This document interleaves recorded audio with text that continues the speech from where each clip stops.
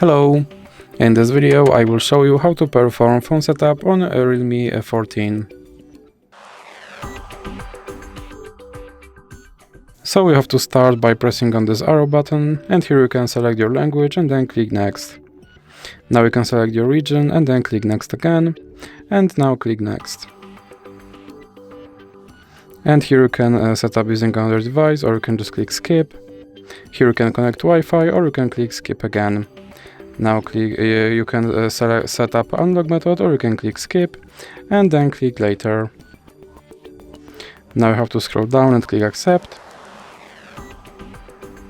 and then scroll down and click agree. And now click exit, and here you can select your navigation method and then click done. Then click get started. And as you can see, my device is now set up. So that's it for this video. If you liked it, please remember to leave a like and subscribe.